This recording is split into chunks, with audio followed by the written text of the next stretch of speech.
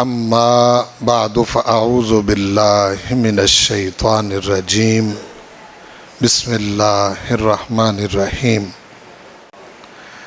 ان اللہ وملائکتہ یصلون علی النبی یا ایہا الذین آمنوا صلوا علیہ وسلموا تسلیما اللہم صل علی سیدنا و مولانا محمد وعلی آل سیدنا و مولانا محمد و اصحاب سیدنا و مولانا محمد و بارک وسلم علیہ الصلاۃ والسلام علیک یا سیدی یا رسول اللہ وعلی آلک و اصحابک یا سیدی یا حبیب اللہ الصلاۃ والسلام علیک یا سیدی یا شفیع المذنبین وعلی آلک و اصحابک یا سیدی یا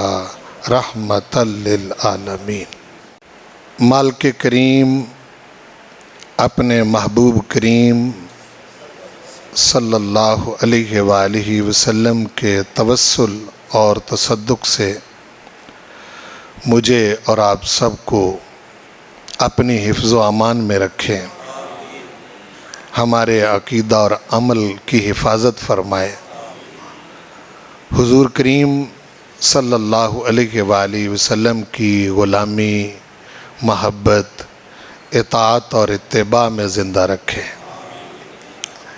اسی پر ہم سب کو موت نصیب کریں اور زندگی بھر بے ادبی اور گستاخی سے محفوظ رکھیں۔ اللہ اکبر۔ گزشتہ 3-3.5 سال سے مسلسل مجھے چند صدمات کا سامنا کرنا پڑا ہے۔ اس میں میری والدہ کا دنیا سے چلا جانا، جو میرے لیے ایک بہت بڑی ہستی تھی۔ تھوڑے عرصے بعد پھر میرے مرشد کریم کا پردہ فرما جانا، یقیناً وہ بھی ایک بہت بڑا میرے لیے سانحہ تھا۔ پھر میری رفیقہ حیات کا جدا ہو جانا، اس میں میرا بہت بڑا ساتھ تھا اس کا، اور پھر والد گرامی کا گزشتہ سال، اور آج ایک اور بڑے صدمے کا مجھے سامنا کرنا پڑا ہے۔ میرے مربی اور مشفق، مہربان، آقا نعمت کہوں تو کم نہیں، آج جو کچھ بھی میں آپ کے سامنے پیش کرتا ہوں یہ ان کی بدولت میرے استاد گرامی، استاذ الاساتذہ، شیخ الحدیث والتفسیر حافظ غلام حیدر خادمی رحمۃ اللہ علیہ، کل ان کا وصال ہو گیا، اور آج شام 6 بجے سیالکوٹ میں مرے کالج مشہور جگہ ہے، اس کے گراؤنڈ میں ان کی نماز جنازہ جو ہے وہ ادا کی جائے گی۔ ابھی نماز جنازہ ہونی ہے، جمعۃ المبارک پڑھ کے پھر ہم اس کے لیے روانہ ہوں گے۔ والدین کا انتخاب انسان کا اپنا نہیں ہوتا، پروردگار کی مرضی جہاں ہوتی اس گھر میں، اس خاندان میں پروردگار اس کو پیدا کر دیتا ہے، لیکن خوش قسمتی سے اگر نیک اور صالح والدین میسر آ جائیں تو یہ پروردگار کی بہت بڑی کرم نوازی ہے۔ خوش قسمتیاں زندگی میں بڑی نصیب ہوئی ہیں، ان میں ایک تو والدین کی صورت میں کہ اللہ کا یہ فضل رہا کہ وہ مجھ سے راضی رہے اور راضی دنیا سے گئے ہیں۔ جہاں تک ان کی زندگی میرے سامنے ہے، میں ان کو دیکھتا ہوں کہ ہمیں جو دین کی نعمت ملی یا اچھے اساتذہ اور پیر و مرشد میسر آئے، تو یہ ہمارے والدین کی نیکی کی بدولت اور ان کی دعاؤں کی برکت سے تھا۔ میرے والد گرامی کہا کرتے تھے کہ بیٹا میں کبھی شبے والا پیسہ بھی گھر نہیں لایا، کنفرم ناجائز پیسہ تو بہت دور کی بات ہے۔ تو وہ کہا کرتے تھے کہ جس پیسے میں مجھے شبہ پڑ جائے کہ یہ حلال کا نہیں، وہ میں اپنے گھر نہیں لایا۔ اور فرمایا کرتے تھے کہ میں نے حلال پیسے کے ساتھ تمہاری تربیت کی ہے۔ دوسرا، ان کی برکت سے جو مجھے استاد میسر آئے، اس کی بھی دور حاضر میں کہیں مجھے دور دور تک مثال نہیں ملتی۔ آپ میں سے کوئی کہہ سکتا ہے کہ جی یہ اپنا تذکرہ جو ہے وہ آپ نے چھیڑ دیا۔ یہ بھی ضروری ہوتا ہے تاکہ آپ کو پتہ چلے کہ یہ نعمتیں قرآن مجید کی صورت میں جو میں آپ کے سامنے پیش کرتا ہوں، اس کی وجہ کیا ہے، کون لوگ اس کے پیچھے ہیں۔ مجھے بہت سارے اساتذہ سے علم حاصل کرنے کا موقع ملا، دنیاوی طور پر بھی اور دینی طور پر بھی، حتیٰ کہ میرے نصیب میں پروردگار نے سب سے اعلیٰ ڈگری PhD کی وہ بھی رکھی، تو کافی اساتذہ سے پڑھنے کا موقع ملا۔ لیکن یہ جو میرے استاد تھے جن کا وصال ہوا ہے، علم اور عمل کے لحاظ سے، اور جس کو استاد کہتے ہیں وہ واقعی استاد تھے۔ میری بڑی خواہش رہی ہے کہ میں یہاں کبھی ان کو دعوت دوں، لیکن وہ آخری یہ تقریباً چند سالوں سے بہت زیادہ علیل تھے۔ وہ میری خواہش اس لیے تھی کہ میں ان کی زیارت آپ کو کرواؤں۔ نہایت متقی اور پرہیزگار، اور میں نے کتابیں کم پڑھی ہیں، ان کو زیادہ پڑھا ہے، اور ان کی زندگی ایک مثال تھی ہمارے لیے۔ ہم نے جتنا ان کو دیکھا، جتنا پایا، جس لحاظ سے ان کی زندگی کو ہم نے ریڈ کیا، تو وہ اس دور کے اندر بھی تقوی اور طہارت کی اعلیٰ مثال تھے۔ اور ان کو بہت پتہ تھا کہ استادی کیسے کی جاتی ہے، یعنی استاد کیسے بن کے رہا جاتا ہے۔ میں ان کی بہت ساری باتیں سارا دن اور ساری رات بیان کرتا رہوں تو وہ ختم ہونے والی نہیں ہے۔ میں نے یہی دیکھا کہ بندے بندہ بناتے ہیں، کوئی بندہ مل جائے نا، بندہ، تو پھر وہ بندہ بنا دیتا ہے۔ یہ ہم نے انہی کی زندگی میں ہم نے دیکھا ہے۔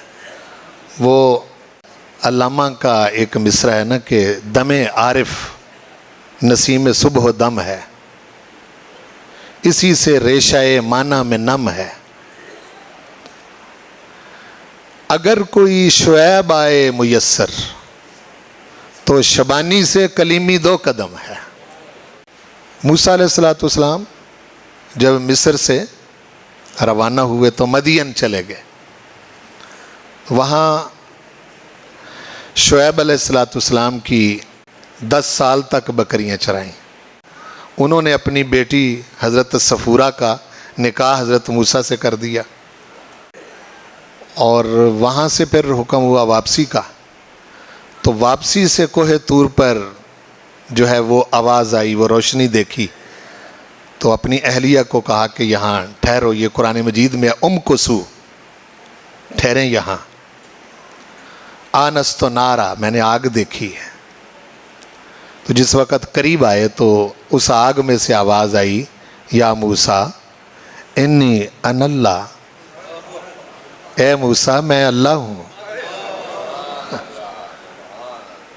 اے موسیٰ میں انا اللہ رب العالمین، سارے جہانوں کا رب ہوں۔ یہ جو مقام ہے نا کہ ابھی 10 سال بکریاں تو چرائیں شعیب علیہ السلام کی، تو واپسی میں آتے ہوئے پروردگار سے ملاقات ہو گئی. اس کو علامہ نے ان لفظوں میں سمایا. فرماتے ہیں دم عارف نسیم صبح و دم ہے. جس طرح صبح صبح کی ہوا چلتی ہے، صبح صبح کی ہوا، اور اس ہوا کی وجہ سے کلیاں کھل جاتی ہیں، بند کلیاں بھی کھل جاتی ہیں. تو دم عارف کسی اللہ والے کی جو صحبت ہے، اس کا جو سانس ہے اور اس کی صحبت، یہ ایسے ہی ہے جیسے صبح چلنے والی ہوا ہوتی ہے. دم عارف نسیم صبح و دم ہے، اسی سے ریشہ معنی میں نم ہے. یعنی ظاہر لفظوں کا کچھ اور ہوتا ہے، لیکن اس کے اندر کیا ہے یہ کسی عارف کی صحبت سے ہی پتہ چلتا ہے. اسی سے ریشہ معنی میں نم ہے. اگر کوئی شعیب آئے میسر، اگر کوئی شعیب یعنی کوئی اللہ والے کی کوئی صحبت مل جائے، اور صحبت بھی وہ کتنی 10 سال کی صحبت تھی. اگر کوئی شعیب آئے میسر، تو شبانی کہتے ہیں بکریاں چرانا. شبانی کا کیا مطلب ہوتا ہے؟ شعیب علیہ السلام کی بکریاں چرائیں 10 سال.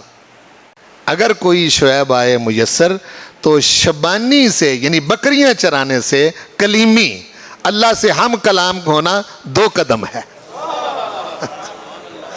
اگر کوئی شعیب آئے میسر تو شبانی سے کلیمی 2 قدم ہے. بندہ ہو صحیح کوئی. ہاں جی.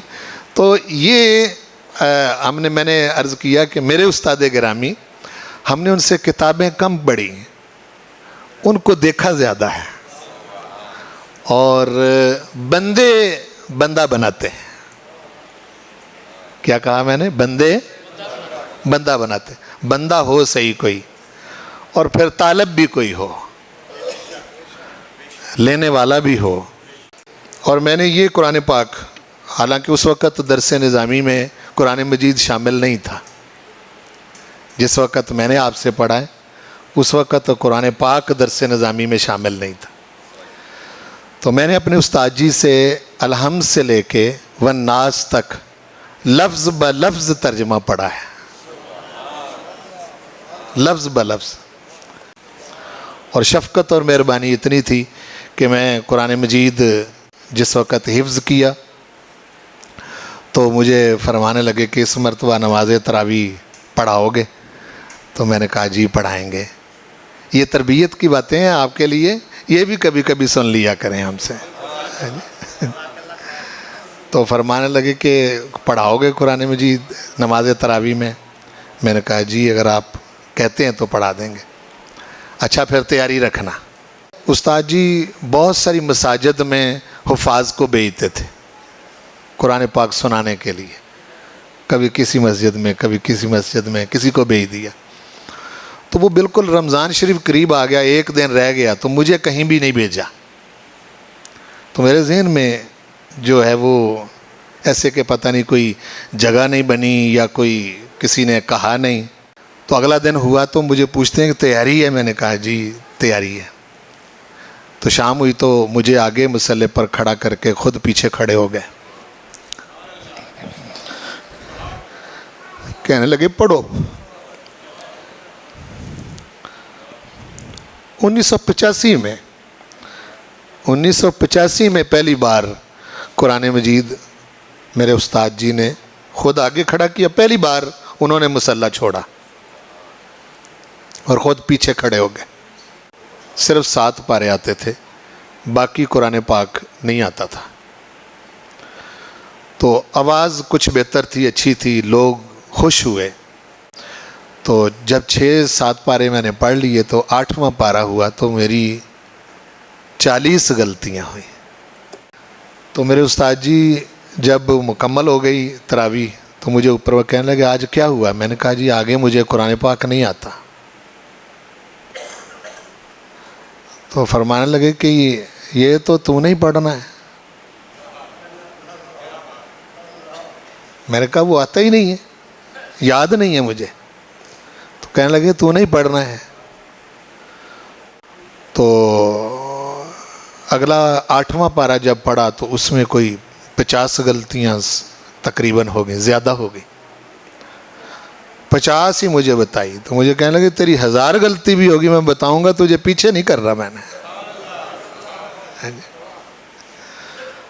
پیچھے نہیں تجھے کرنا، اگر تیری 1000 غلطیاں بھی ہوگی تو میں ایک ایک کر کے بتاؤں گا. کیسے استاد ہے یہ. پھر وہ اللہ کا کرنا ایسا ہوا، جب انہوں نے عزم کر لیا تو میں نے بھی پھر عزم کر لیا. تو سحری کے وقت سے میں اس کو رٹنا شروع کرتا شام تک.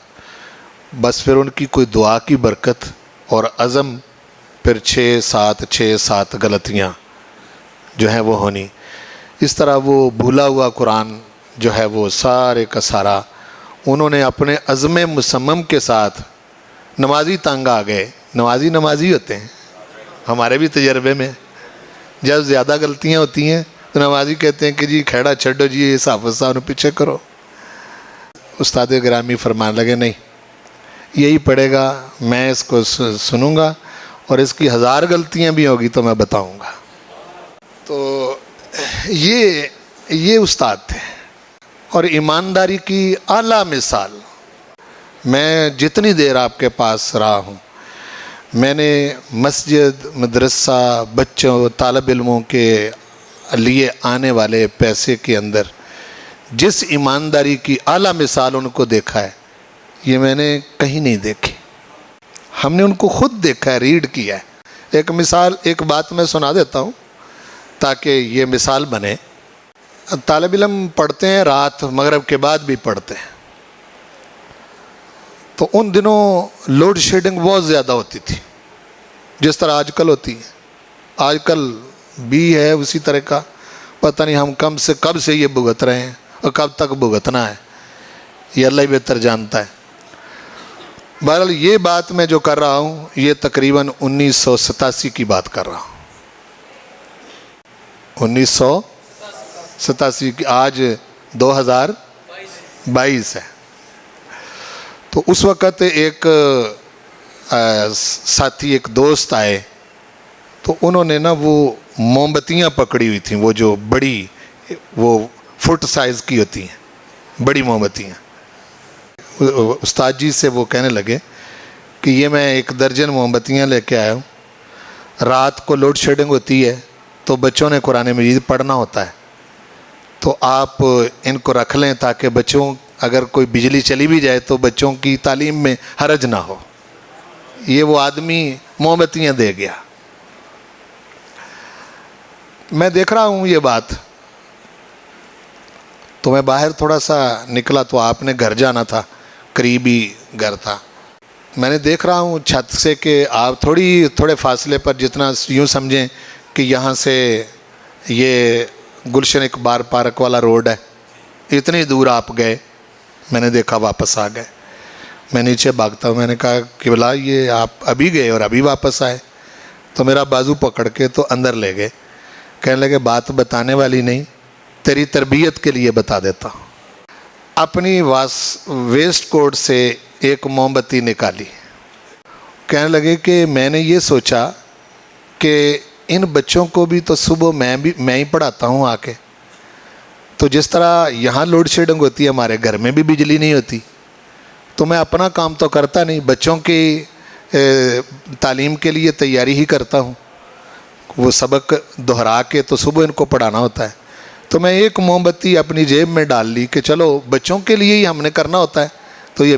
لیکن اس موم بتی نے مجھے گھر نہیں جانے دیا، اور اس نے مجھے یہ کہا ہے یہ تو وہ بندہ بچوں کے لیے دے کے گیا ہے، تو گھر کیوں لے جا رہا ہے. اس تقوی کے مالک وہ بھی گوارا نہیں کیا. کہاں سے لائیں ایسے لوگ؟ آج کل دیکھیں آپ کیسے کیسے لوگ جو ہیں وہ مال مفت دل بے رحم، اور کسی قسم کا کوئی جانچ پڑتال نہیں ہوتی. سسٹم سارے کا سارا آوے کا آوا بگڑا ہوا ہے اور نظام خراب ہے. وہ جو جرأت، دلیری ایک ہونی چاہیے ایک عالم دین کے اندر، وہ ایسے پیدا نہیں ہوتی. وہ اس کے لیے وہ پہلے میں نے جو بات کی ہے کہ بندے بندہ بناتے ہیں، بندے بندہ بناتے ہیں، کتابیں بندہ نہیں بناتی. کتابوں کے اندر آپ کی مزید پالش ہو جاتے ہیں، لیکن کوئی بندہ ملے تو پھر وہ بندہ بناتا ہے. تو یہ وہ چیزیں تھیں جو پے در پے مسلسل میسر آئیں. والدین ایسے مل گئے، ان کی برکت سے استاد ایسے مل گئے، پھر استادوں ان دونوں کی برکت سے پھر مرشد ایسے مل گئے کہ جن کو میں دیکھوں تو پھر بس کوئی مثال نہیں بنتی. اس طرح سے یہ یکے بعد دیگرے سبب لگتے گئے، مالک کا کرم ہوا، مہربانی ہوئی. تو جن اس استاد محترم کا یہ کل وصال ہوا اور آج ان کا 6 بجے جنازہ ہے، یہ تو علم اور عمل، امانت اور دیانت، سچائی اور غیرت اور خودداری کی دور دور تک میں جن اساتذہ سے پڑھا ہوں ان اساتذہ میں بھی کسی کی مثال نہیں ملتی. یعنی یونیورسٹی کے لیول تک کے جو اساتذہ تھے ان کے اندر بھی ہم نے وہ تقویٰ، طہارت اور پرہیزگاری نہیں دیکھی. وہ سچے ولی کامل تھے. اگر موقع ملے کسی کی توفیق ہو تو وہ 6 بجے مرے کالج کی گراؤنڈ میں ان کا جنازہ ہے، ضرور پڑھ لیں. ایسے جنازے بار بار نہیں ملتے، یہ میں کہہ رہا ہوں. ہاں جی، بعض جنازے ایسے ہوتے ہیں جنازہ پڑھنے والے بخشے جاتے ہیں. بڑے لوگ ہیں، بڑے. اور میں اگر کہوں کہ وہ پرانے اسلاف کا جو طریقہ، باقی اللہ کا حکم ہے، جانا ہے. اگر ایمان نصیب ہو جائے تو فائدہ کیا ہے، اور ایمان نصیب نہ ہو تو نقصان کیا ہے. یہ فرق سمجھیں. ایمان نصیب ہو جائے تو بولو فائدہ کیا ہے، اور ایمان نصیب نہ ہو تو نقصان کیا ہے. وہ سب سے بڑا جس کو ایمان نصیب نہیں، اس کا نقصان یہ ہے کہ وہ یہ سمجھتا ہے کہ یہی دنیا ہے، آگے تو شے ہی کوئی نہیں ہے. کیوں بھائی؟ ایسا ہی نہیں بولو نا بھائی. اسی طرح سے وہ سلوک کرتے ہیں نا. لیکن ہمارا سسٹم جو ہے وہ اور ہے. ہمارے آقا نے بتایا نہیں، تم اس دنیا سے جا کے آگے جمع ہو رہے ہو، یہاں سے جا رہے ہو آگے اکٹھے ہو رہے ہو آگے. یہ میں ایسے بات نہیں کر رہا، اس پر قرآن مجید شاہد ہے. سورۃ الرعد میں باقاعدہ آیتیں آتی ہیں کہ پروردگار جب باپ کو پہلے لے جاتا ہے تو پھر بعد میں بیٹے کو باپ سے ملا دیتا ہے. الحقنا بہم ذریتہم. ہاں جی، بیٹے کو پہلے لے آ جائے تو باپ بعد میں چلا جاتا ہے، پھر ان کی ملاقات ہو جاتی ہے. تو ہمارے رشتے تو ایسے رشتے ہوتے ہیں ایمان کے ناطے سے جن کو موت بھی توڑ نہیں سکتی. یہ ختم نہیں ہوتے. سمجھ آ گئی نا؟ آپ کے پاس اسلحہ کم ہو، کافر کے پاس اسلحہ زیادہ ہو، تو جس بندے کو یہ پتا ہو کہ مر کے مر جانا ہے، بولو نا جی، بے شک اس کے پاس اسلحہ زیادہ ہو، لیکن اس کا ذہن مائنڈ کیا ہے کہ مر گئے اور ختم ہو گئے. لیکن دوسری طرف حضور کے غلام کو پلس پوائنٹ یہ حاصل ہے، اس کو یہ پتا ہے کہ مر کے زندہ ہو جانا ہے. مر کے زندہ ہو جانا ہے. تو فرق ہوا مینٹیلٹی کا یا نہ ہوا؟ بولو نا. یہی چیز ہے. یہ ہم سے جو ہمارے بزرگ، ہماری ہستیاں جدا ہو رہی ہیں، ہمیں تو صدمہ ہوتا ہی ہے، ظاہر ہے صدمہ. یہ تو رسول پاک صلی اللہ علیہ وآلہ وسلم نے بتایا ہے کہ مومن کو جو صدمے پہنچتے ہیں، پروردگار نے صدموں کا بھی انعام رکھا ہے. صدموں کا بھی انعام رکھا. باقی حکم الہی ہے. یہاں بڑی بڑی شخصیتیں آئیں، بڑی بڑی.